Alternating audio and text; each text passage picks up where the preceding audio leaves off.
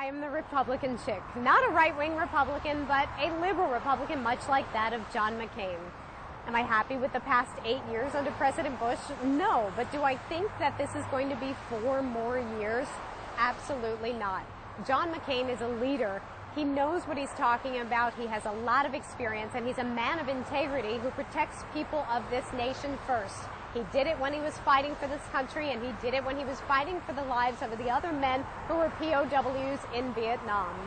Now, do I think that Obama's a great speaker? Yes, absolutely. He's a fantastic orator, and he has grandiose dreams for America. But if he's only going to be taxing the wealthy and corporations, how in the heck do you think he's going to be able to afford $150 billion on alternative energies, $100 billion on health care, $20 more billion to represent a tax cut for responsible homeowners, and $4,000 per person who is going to college? It's not going to work. And why are we going to tax the wealthy and corporations? Sounds like an interesting plan, since it won't affect me, you, or probably most of the United States. However, while it won't affect our tax return, it is going to affect your job and the prosperity of America. When was the last time a poor man you knew ever hired somebody? Think about it. Well, oddly, we're at a cross point of this nation. The fundamental difference, if you allow me to rewind for just a minute, is that Republicans don't like a lot of government intervention, whereas Democrats do like a lot of government involvement in our policies. That's the basic fundamental differences of Republicans and Democrats. However, oddly, it was a Democrat who last left us with this financial crisis. In 1933, as we backtrack a long time ago, there was an act called the Glass-Steagall Act, and it was enacted for the purpose of stopping banks, investment banking, and commercial activity, as well as insurance companies, from doing business together. While it made sense, a lot of it was seedy business and a lot of strange deals were going on, and this was the cause of the 1929 Great Depression and stock market crash. So for some 60-odd years, this has been working rather well, the Glass-Steagall Act. Well, the person who just recently overturned it was not President Bush. It was President Clinton in 1999. Sure, it sounded great. Hey, we could make millions doing many, many more deals. However, there was no oversight in place. And on top of that, he didn't put anything into place, and this act should have never been overturned. Because guess why? Our financial crisis that we're in right now is the cause of investment banking firms and insurance and commercial banking all doing business together, and we wound up with a lot of bad deals. So this is the legacy of your last Democrat, President Clinton. While we were all thrilled about the way the economy was going, I was happy, loving him, didn't think twice about it. We actually put ourselves in a lot of jeopardy during his time. Another problem was that he never did anything about the bombing of the USS Cole. And while some of you may say, well, who cares about that? Another thing was he was offered up Osama bin Laden's head at least 3 times, at least by the Sudanese, and he said no every single time.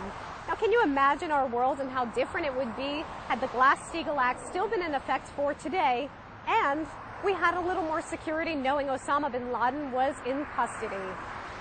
So there you go, your legacy of your last Democrat who, yes, I enjoyed the economy at the time, but we've got to look at the big picture.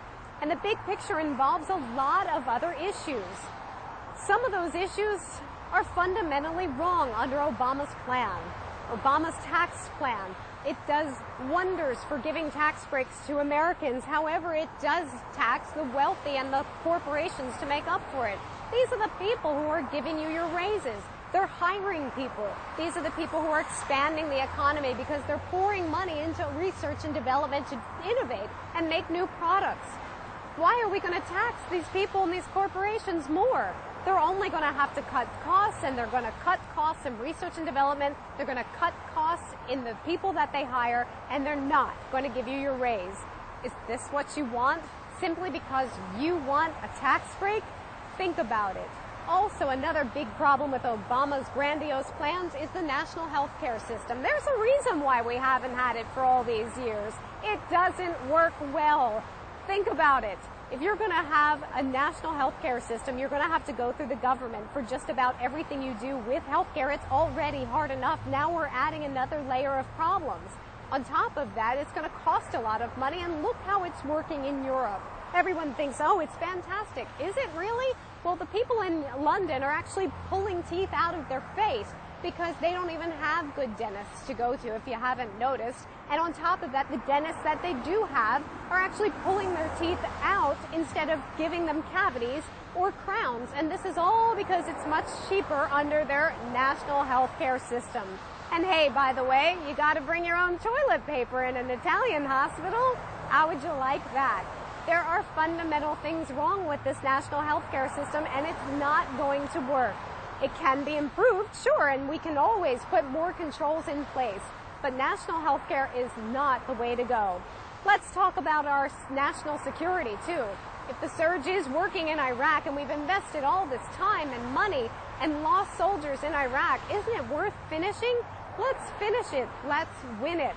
When Obama says he wants to pull everybody out of there, sure, I don't want to see them there either.